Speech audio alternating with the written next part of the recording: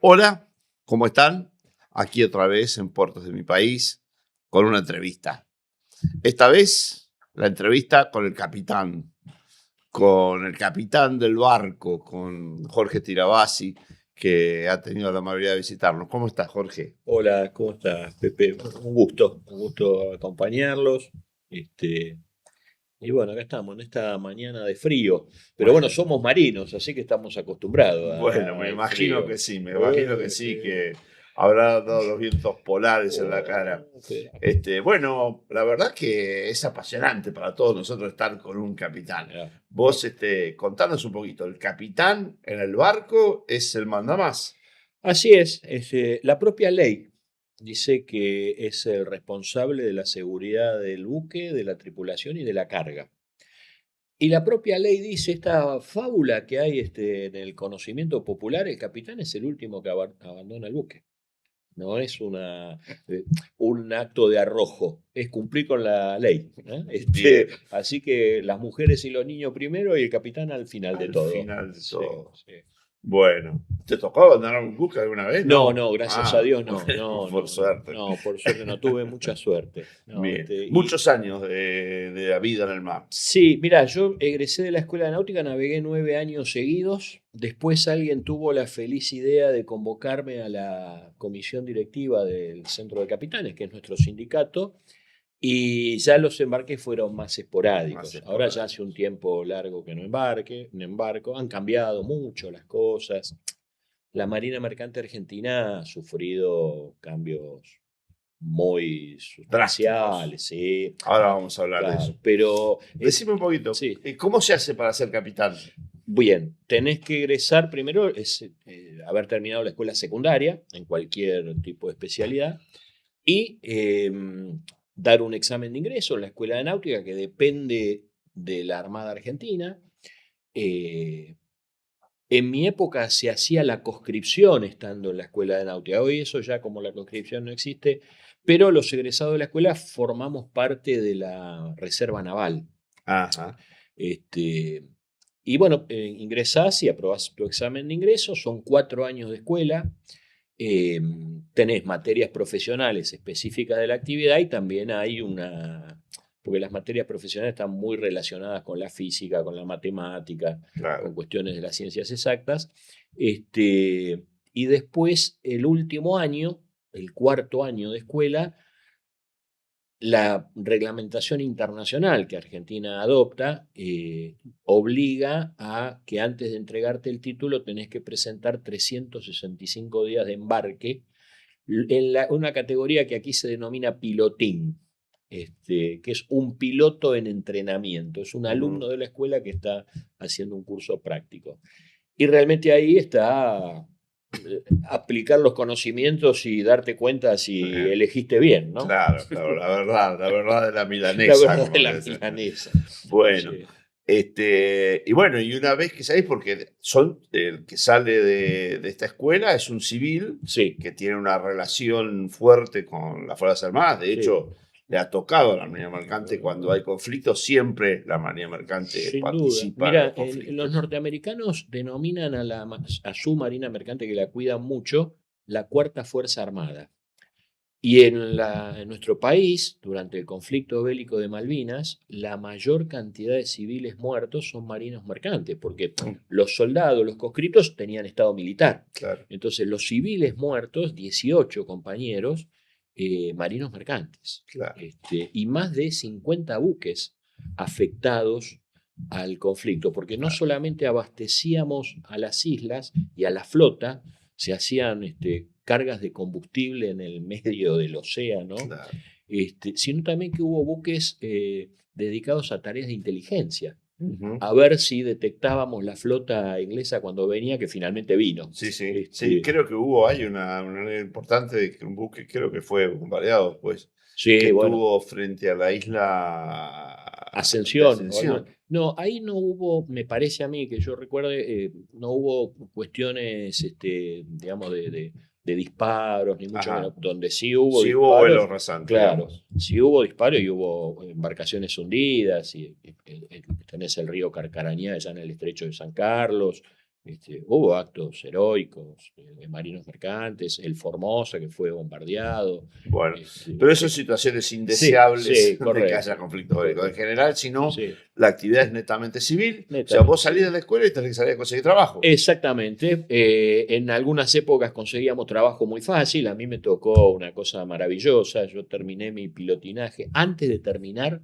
ya estaba saliendo, en aquella época se podía, en la categoría habilitado. Es decir, yo era un alumno, pero la empresa me necesitaba. Imagínate, yo sentía que era Messi, porque me llamó por teléfono, empecé en YPF. Imagínate, YPF tenía 50 buques en ese momento. Claro. El 6º piso del edificio era todo la gerencia marítima, era una parte importante de la empresa. Y bueno, YPF de alguna forma es la pionera y la constructora de una parte importante de la Patagonia, ¿no? YPF en Comodoro Rivadavia tenía su propio hospital, su propio club. Claro. Bueno, nos vamos a poner muy nostálgicos. Y entonces termino la escuela, me recibo, nos tienen 30 o 40 días ahí desfilando y qué sé yo, para darnos nuestro título. A nosotros mucho la parte militar no nos gustaba, ¿no? Claro. Queríamos terminar de una vez. Es más, cuando terminaba, ahí estábamos todos con el pelo cortado, rapado. Cuando terminábamos la escuela teníamos todo pelo largo, barba, una transformación. Claro. Y bueno, entonces me llama el jefe de personal a mi casa y me dice Pablito. A mí no me dice nadie Pablito, yo me llamo Jorge Pablo. Ajá. Pablito, ¿qué vas a hacer? Y yo, mocoso, irresponsable, le digo, no sé. Pero era en serio que no sabía. No, venía a charlar conmigo. Entonces me voy a la oficina. Bueno, claro, ese hombre no atendía a nadie. Cuando yo llegué a la puerta del 6º piso, me dice, ¿a dónde va? No, a verlo a fulano. Miguel Fuerte se llama, todavía vive y somos grandes amigos. Bueno, él va a tener que esperar. Bueno, le digo yo, mucho tiempo no tengo, porque yo tenía que ir a jugar al fútbol. Entonces, mucho tiempo no tengo. Vos sos de los pilotines recién recibidos. No, pasá. Éramos de lujo en ese momento. Entonces me siento, me invita a un café. Imagínate yo que me invite ese señor, un café. Bueno, me da un café y me dice, bueno, Pablito, ¿no te querés quedar con nosotros? Y yo le dije, bueno, no sé, depende de qué. Quiero ir al mismo buque en el que estuve. Empecé en ese buque, terminé de primer oficial en ese buque, una cosa maravillosa. Me dice, porque si vos firmás contrato ahora, te pagamos los días que estuviste haciendo el desfile en la escuela, todo que no tenía nada que ver, te lo pagamos como si estuvieras embarcado. ¿Y cuándo me lo van a pagar? Digo yo, ahora. ¿Dónde firmo? Y firmé y pasé por caja y cobré. Así que enseguida conseguiste trabajo. Hoy esta profesión te habrá... Sí, está muy difícil, Porque en esa época, como vos decís, YPF tenía una flota de 50 barcos. Ahora YPF no tiene flota. Mira, había una marina mercante también nacional. Digamos, igual se puede conseguir trabajo en buques de otra bandera. No es tan sencillo, el tema se está haciendo complejo ahora en ese sentido. Pero ¿por qué? Porque, ¿no se permite? No, sí se puede. Nosotros cuando egresamos de la escuela tenemos un título internacional. Podemos ir a navegar a cualquier marina mercante del mundo. Lo que pasa es que el negocio naviero hoy tiene unas características. Las empresas más importantes del mundo, que tienen todos sus buques en banderas de conveniencia, no contratan, no es el dueño del buque el que contrata su tripulación. Son tan... numerosos, tienen tantos buques estas empresas que contratan empresas, tercerizan la contratación de personal. Entonces, esas empresas de contratación internacional tienen sus propios proveedores internacionales. Por ejemplo, Filipinas no tiene marina mercante, sin embargo, tiene la mayor cantidad de tripulantes internacionales, las mayores escuelas de formación son filipinas, son proveedores de mano de obra.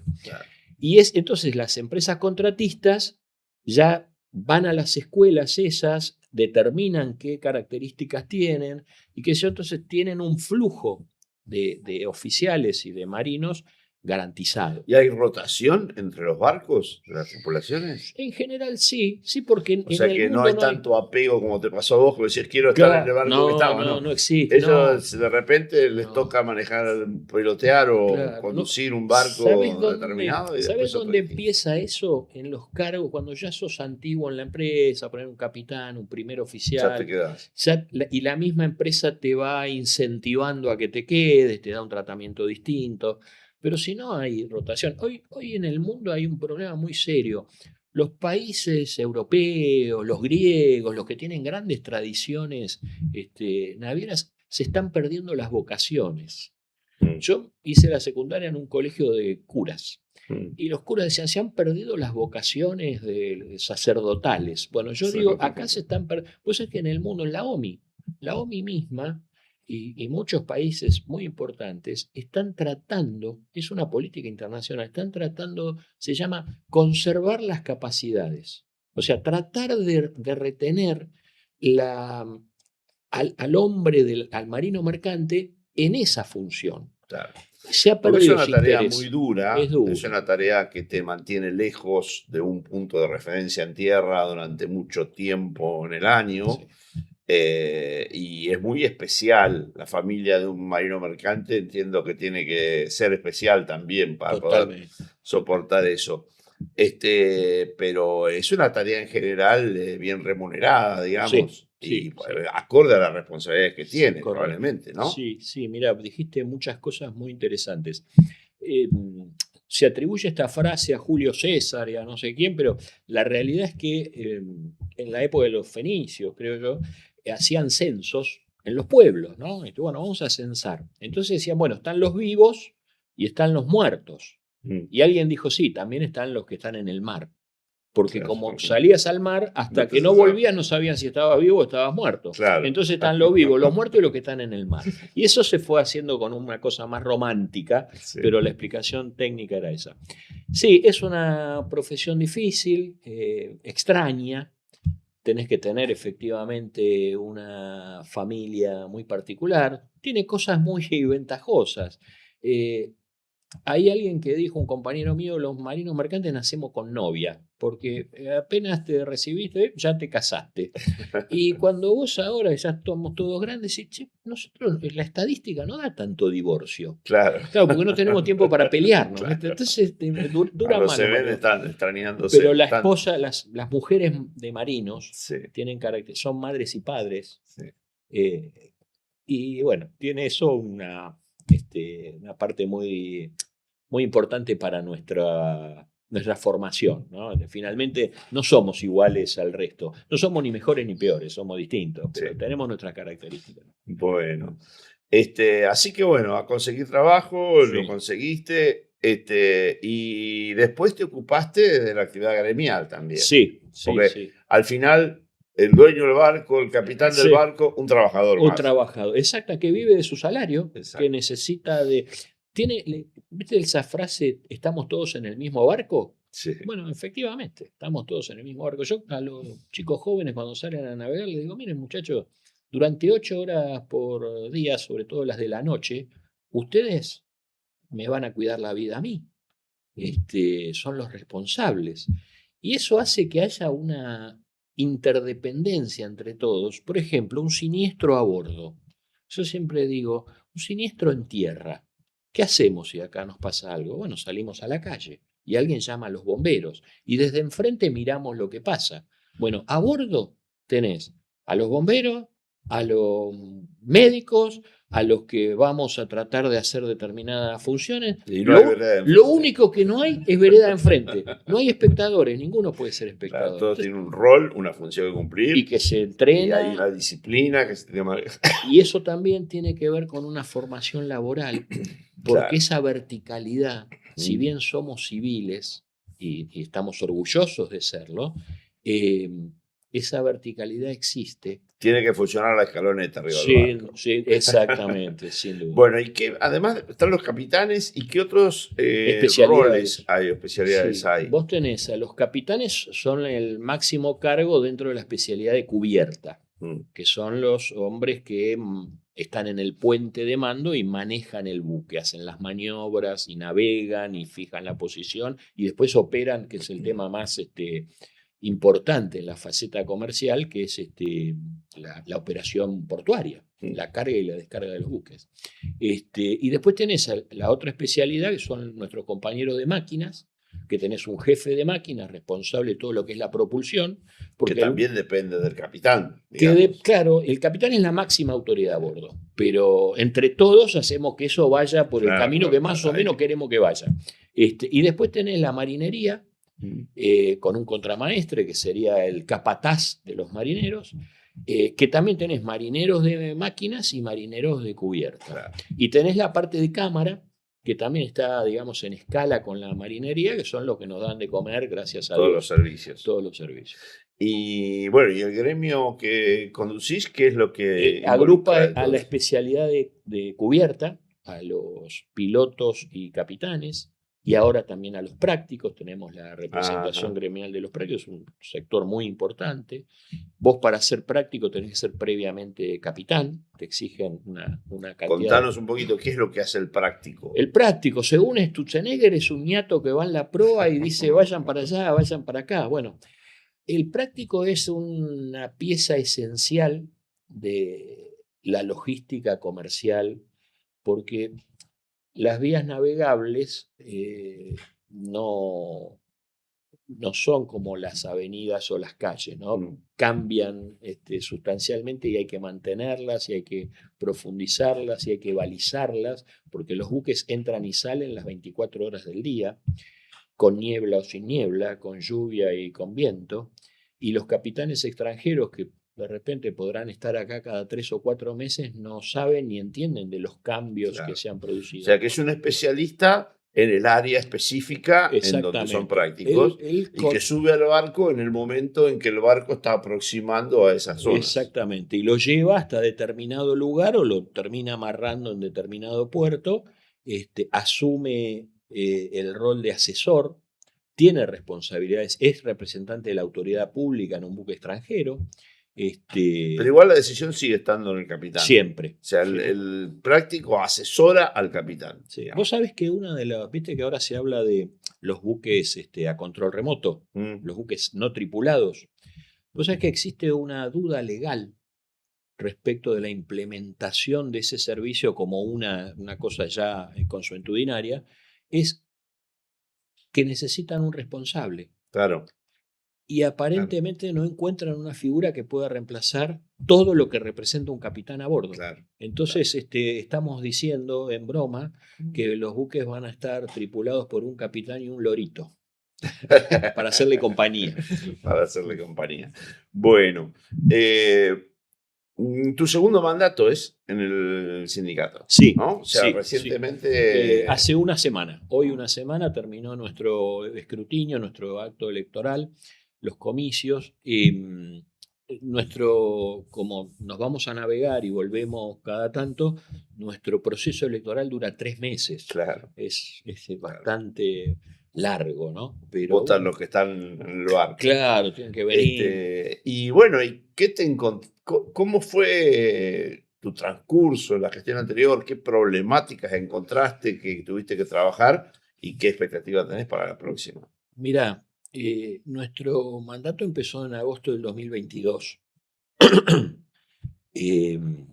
Hicimos muchas cosas muy importantes, pero estábamos en un contexto nacional donde el planteo posible era el de crecer, el de expandirse, el de desarrollar la marina mercante. Logramos algo histórico para mí, un acuerdo con el sector empresario para juntos impulsar una legislación que complemente la ya existente para desarrollar sobre todo un aspecto que la Marina Mercante Argentina ha perdido hace unos cuantos años, que es la intervención en los tráficos internacionales. Argentina exporta más de 50 millones de toneladas de carga, más que eso, y no tiene un solo buque, ni uno solo, interviniendo en tráficos internacionales. Bueno, había que revertir eso. Eso tiene consecuencias, obviamente, comerciales, totales, económicas, pero también es un déficit estratégico, entiendo, gravísimo, geopolítico y de defensa. Argentina paga 3.500 millones de dólares por año en concepto de fletes. Se van al exterior. Importa fletes. Exactamente, importamos servicios. Una locura. Sabiendo navegar, teniendo capitanes, pero nosotros importamos y teniendo capitanes fletes del exterior con capitanes filipinos. Correcto, correcto. Es increíble. Eso es increíble. Yo tenía alguna noción de que el nacimiento precisamente de la Marina Mercante Argentina en su momento tuvo que ver con una situación precisamente estratégica. O sea, la realidad le hizo dar cuenta a quienes estaban en el gobierno en ese momento que teníamos la cosecha y no teníamos barco para sacarla porque el mundo estaba en guerra. Exactamente. 1944 se confiscan los buques que habían quedado de la guerra, que arribaron a puertos argentinos, algunos buques italianos, y empieza un paulatino desarrollo y se ve el potencial. Quienes lo pensaron lo tenían ya determinado, pero se empieza a notar económicamente el rédito que eso daba, la independencia que eso daba, y se fomentó. Y desde el 44 hasta principios de los 90 hubo una marina mercante muy importante. Sí, llegamos a tener casi 200 barcos. 216 buques en septiembre de 1991. Eso significa que la producción argentina en barcos argentinos viajaba hasta los puertos de todo el mundo. ¿Y sabés lo que era llegar a un puerto del mundo y ver en ese puerto un buque con bandera argentina? Claro. Era maravilloso, era emocionante. Claro. Y eso se ha perdido totalmente. Eso se ha perdido. Y eso significa una pérdida de divisas de 3.500 millones de dólares por año. Así es. Que si la empresa fuera en Argentina, vendrían a Argentina. Sí. Por algo que sabemos hacer. Hay algo que hay que decirlo porque si no nos quedamos en una parte más básica. El negocio naviero en el mundo cambió en los últimos 30 años. Hoy 5 empresas multinacionales manejan el 50% del comercio marítimo. Pensar en una empresa como Líneas Marítimas Argentinas, maravillosa empresa, Mamá Elma le decíamos los marinos, es imposible. Pero sí es posible, absolutamente posible, es casi obligatorio en mi concepción, intervenir en el tráfico regional. A nosotros en el 2023 el gobierno de Bolsonaro dio por terminado el acuerdo bilateral con Brasil. Claro, porque acá hay que explicar esto. Claro. Nosotros, el transporte internacional, digamos, transatlántico, océano, digamos, en definitiva, es las mercaderías que salen, por ejemplo, de Argentina o de Brasil y viajan a Europa Asia, o al sur de Europa, digamos, o Estados Unidos, digamos, fuera de la región. Eso es lo que llamamos el tráfico internacional y es lo que vos decís que hoy en día está, digamos, muy concentrado en 4 o 5 empresas globales que son dueñas de la mayor cantidad de barcos. Sobre todo, creo yo, que es con la carga con contenedores. Así es. Las otras cargas, las que tienen que ver más con el granel, tanto sea está más diversificado. Como eso está un poco más diversificado. Pero aún así está diversificado, pero empresas extranjeras, digamos, no empresas propias. No hay argentinas. Y después está lo otro que se llama el tráfico más regional o de cabotaje, que es el que vas tocando los distintos cabos, digamos, por eso es cabotaje, que hay un cabotaje nacional, que es el que sería entre puertos del propio país, que tiene unas características, y un cabotaje regional que podría ser entre, por ejemplo, Brasil y Argentina, o Brasil, Argentina, Uruguay y Paraguay, digamos, que podrían tener reglamentaciones diversas. ¿Cómo es el sistema hoy? Mira, yo puedo hablar una semana de esto porque me apasiona. Es sencillo. Te voy a pedir un esfuerzo de síntesis de 3 minutos. Mira, efectivamente, lo definiste bien. Hay un cabotaje regional y un cabotaje propio. La base, la que determina la estructura de este cabotaje regional debería ser, y así nació, el acuerdo del Mercosur. Pero resulta que por razones legítimas desde la visión de algunos de los países miembros, nunca se llegó al acuerdo multilateral de transporte del Mercosur, transporte marítimo del Mercosur, que alentaban y alentaron siempre Argentina y Brasil. Uruguay se opuso sistemáticamente a concretar ese acuerdo porque había intereses de una de esas empresas multinacionales gigantescas en el puerto de Uruguay. Uruguay no genera cargas a nivel importante, sino que tiene su puerto que se transforma en un puerto hub de mercaderías. Las mercaderías que están en el puerto de Montevideo son mercaderías argentinas, claro, que vienen buques madre a buscarlas y las llevan al mundo. En vez de salir de Buenos Aires, que tiene una serie de déficit de vía navegable, de calado, de disponibilidad logística, de Montevideo se les hace más fácil. Entonces Montevideo se oponía porque entonces iba a quedar restringido a los acuerdos entre nosotros. Mientras tuvimos el acuerdo bilateral con Brasil, la cuestión no se notaba mucho, porque con Brasil teníamos esta reciprocidad.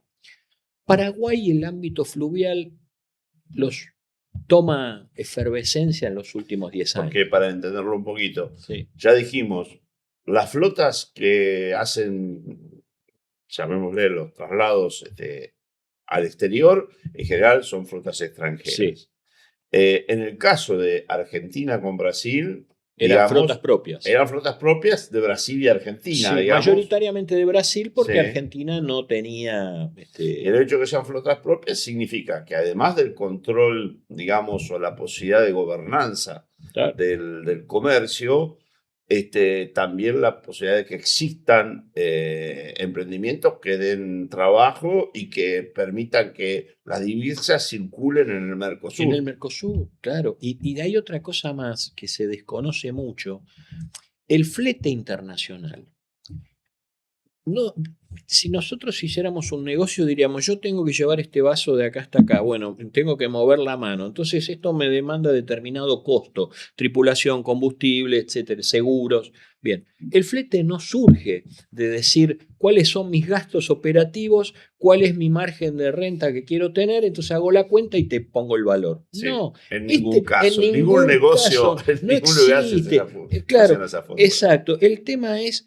El mundo, el flete naviero está regulado por la oferta y la demanda de buques.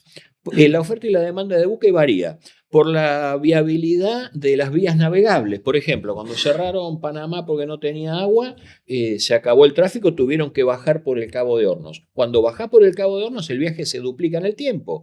Si yo tengo la mitad del tiempo disponible que tenía antes de mi buque, te voy a cobrar más caro.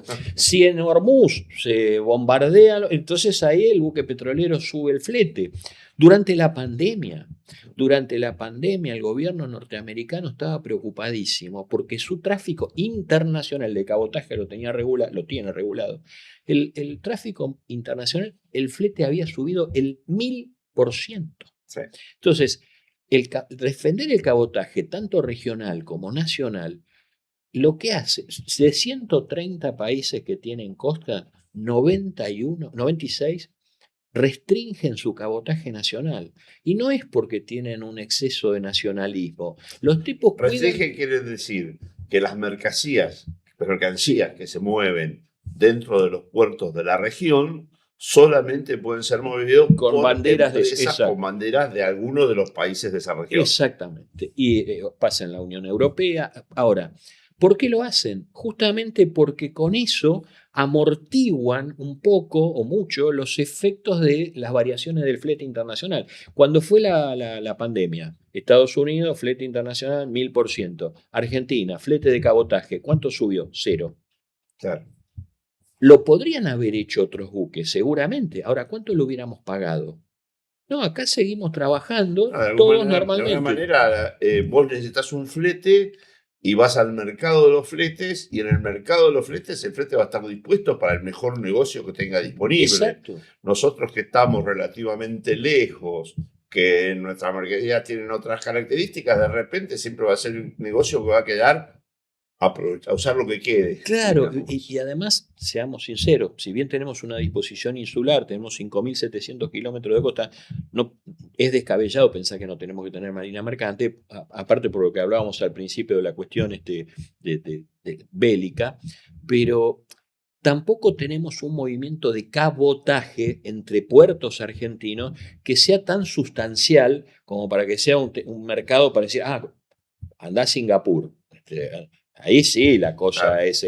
O sea que el interés que puede tener una empresa multinacional para venir a hacer cabotajes entre puertos argentinos va a ser mínimo. Claro, con lo cual, para que vengan, le vamos a tener que pagar más. Exactamente. Entonces, la forma de resolverlo es... una flota propia. Una flota propia. Pero ahora no la tenemos la flota propia. ¿Cómo se está resolviendo? La flota propia existe porque hoy el tráfico de cabotaje, el 95% del tráfico de cabotaje es de cargas líquidas, hidrocarburos. Del sur a las destilerías, de las destilerías a las termusinas. Ese es el movimiento sustancial. En el ámbito fluvial hay otro tipo de negocio, pero en el ámbito marítimo es este. Y después tenés lo que produce la isla de Tierra del Fuego, que viene a Buenos Aires para consumo interno o exportación. Ese es el mercado, ese es el transporte. Y la flota para ese abastecimiento existe perfectamente. Está equilibrado. Sin embargo, todavía hay mucho de ese flujo que se maneja por camión. Claro, bueno, ahí entras en otro terreno súper complejo. Es básico que es más barato el tráfico por agua que por camión, pero empieza a jugar la distancia, porque, por ejemplo, traer un contenedor de la isla de Tierra del Fuego a Buenos Aires indudablemente es más barato por buque que por camión. Ahora, el viaje Buenos Aires, Ushuaia, Buenos Aires, normalmente debería durar, y soy conservador, 15 días. Y de vuelta. Y de vuelta. ¿Sabes cuánto dura ese viaje hoy? 30, 37 días. ¿Y por qué? ¿Por qué? Porque cuando el buque carguero argentino llega al puerto de Ushuaia, si viene un buque con pasaje, los cruceros que van a la Antártida, el carguero, como no hay muelle, tiene que despegarse. Hicimos un programa en Puerto Ushuaia y conocimos el movimiento que tienen de cruceros.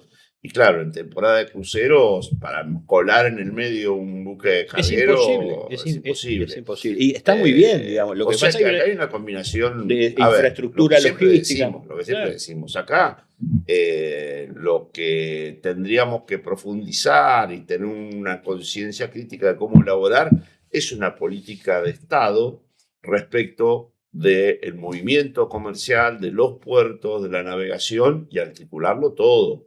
O sea, porque el hecho de que muchas mercaderías que podrían viajar razonablemente por el método más económico y más ecológico lo estén haciendo por otro, que es mucho menos económico, mucho menos ecológico, mucho más riesgoso, expuesto a accidentes, expuesto a asaltos, con un deterioro de las carreteras. De la infraestructura, con eso de la infraestructura carretera.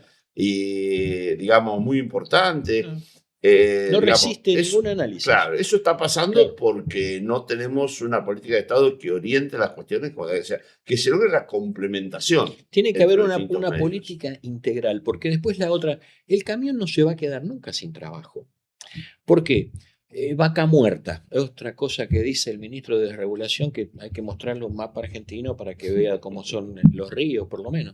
Dice, no, porque vamos a ir con barcazas desde Ibicuí hasta Añelo. Bueno, no sé, por aire será.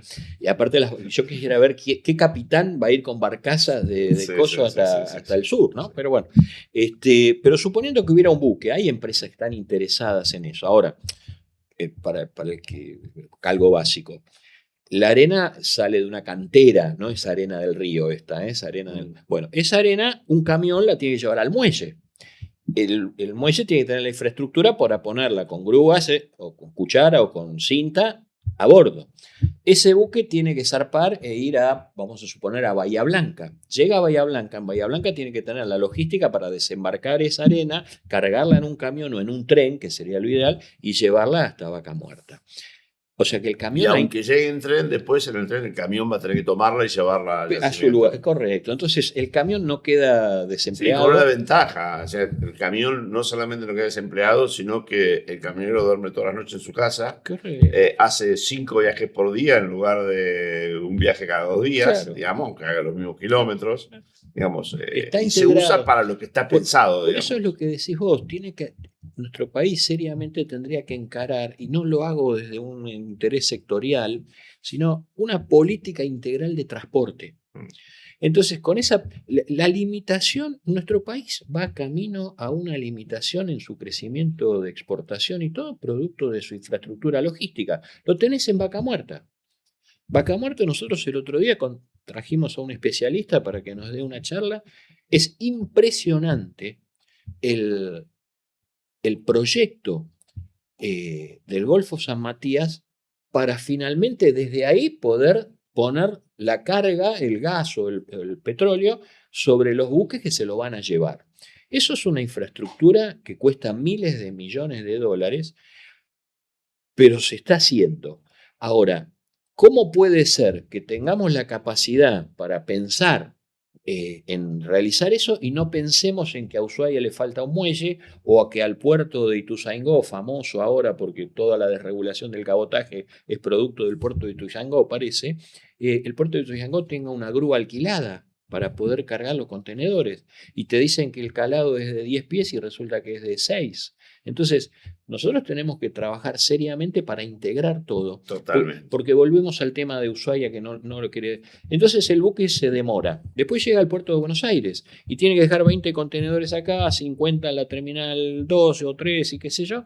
En vez de venir un camión y tomar todos los contenedores y moverlos internamente entre las terminales, el buque tiene, por una reglamentación aduanera, el buque tiene que salir, remolcadores y prácticos, ir hasta zona común, volver a entrar a la otra terminal. Entonces ahí pierde. Eso parece hecho por el enemigo. Por el enemigo. Claro. Entonces ahí tenés otra. La zona común es volver al medio del Río de la Plata. Y ahora seguía el pobre cargador, o el hombre que produjo lo que hay adentro de ese contenedor, y dice, che, yo lo tengo que llevar para allá.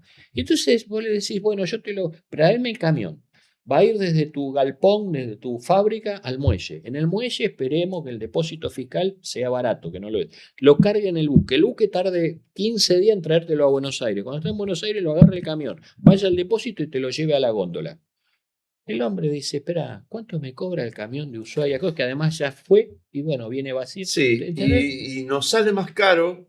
Y cuando digo no sale más caro es porque en definitiva ese mayor costo lo vamos a pagar los consumidores o los productores.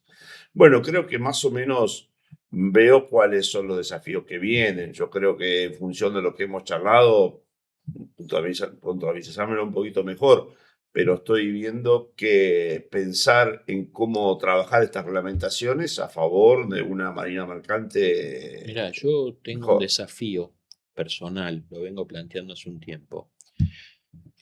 Argentina tiene como, viste, hay un amigo común que dice que Argentina parece que empieza todos los días de nuevo. Yo creo que tenemos que hacer un salto de ese concepto, que lo sufrimos permanentemente en función de la idea política que está en ese momento vigente o gobernando. Nosotros tenemos que ponernos seriamente los actores de estas actividades, que hay otras actividades tan importantes como esta, y tener un proyecto nacional, una idea de proyecto nacional de transporte, sentarnos seriamente, será para el 2027 o será para el 2032 o será para el 2050, pero en algún momento alguien va a tener que darse cuenta que la actividad del transporte en esta Argentina, productora de cargas, es esencial, pero además es un gran negocio, porque en vez de girar divisas al exterior para pagar un flete a empresas extranjeras, estaríamos generando nosotros nuestros propios ingresos, tendríamos una flota que podría intervenir en tráficos internacionales y nos quedamos en Brasil. ¿Por qué no vamos a la costa oeste y al Pacífico, donde las características de infraestructura son muy parecidas a las nuestras? Hay todo un desafío importante. Las distancias son muy grandes en nuestro país. En este momento en particular, hasta parece, es dolientemente utópico pensar no solamente que no tengamos un proyecto, una política de Estado, un proyecto de país en lo que significa el movimiento de cargas y el transporte, sino que nos esté faltando recordarnos como un país en muchos otros sentidos, ¿no?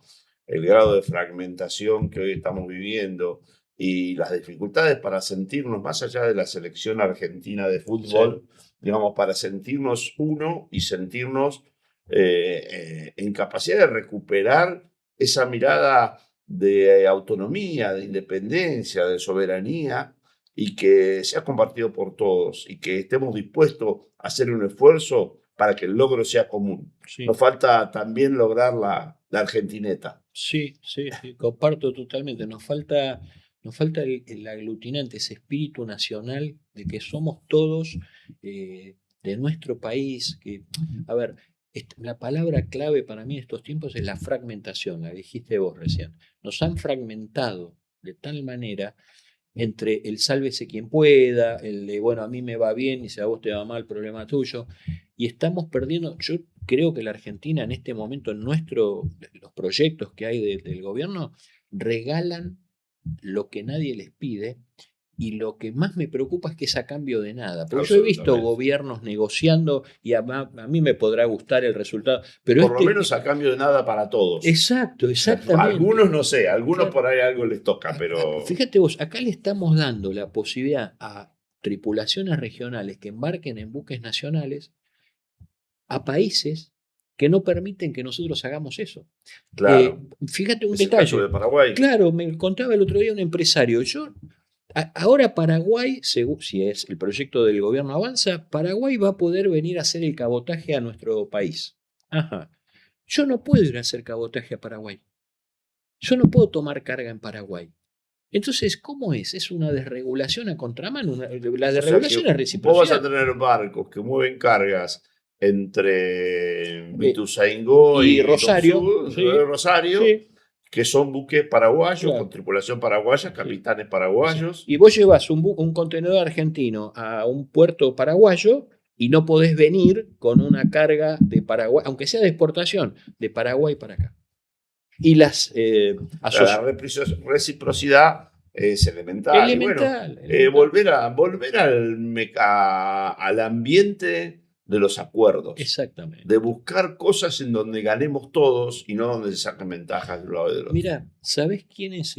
Nosotros en el 2022, cuando se cae el acuerdo bilateral con Brasil, ¿sabés quiénes nos llaman? Fuimos inmediatamente a Brasil, con las autoridades nacionales. Los empresarios brasileños. Preocupados porque perdieron un mercado importantísimo a mano de flotas extranjeras. Claro. Entonces, regalaron algo. En ese caso, el gobierno brasileño, el argentino no hizo mucho por sostenerlo, digamos todo. Pero el gobierno brasileño regaló algo a cambio de nada. Claro. Y acá permitió que el gobierno brasileño fue que a partir de ese momento las empresas extranjeras, que no eran ni argentinas, trajeron las cargas de Brasil para Argentina. Trajeron las cargas de Brasil para Argentina. Y hasta ese momento solamente podían hacerlo algunos empresas de nosotros brasileñas o argentinas. Correcto. Y que en realidad tendríamos que lograr que lo haga el Mercosur. O sea, nosotros llevar carga a Paraguay, Paraguay venir a traernos carga a nosotros. Como ocurre con la circulación de personas o como debería ocurrir. Porque, a ver, la lucha contra esa fragmentación, tanto provincial como regional, como entre los países de América, digamos, es la que nos puede llevar a tener un destino de una presencia digna dentro del marco de negociación internacional. Bueno, Jorge, muchísimas gracias por tu visita. La verdad que está como para seguir charlando más largo, pasarse un buen rato, porque no hablamos nada de las anécdotas, que habrá muchas para contar.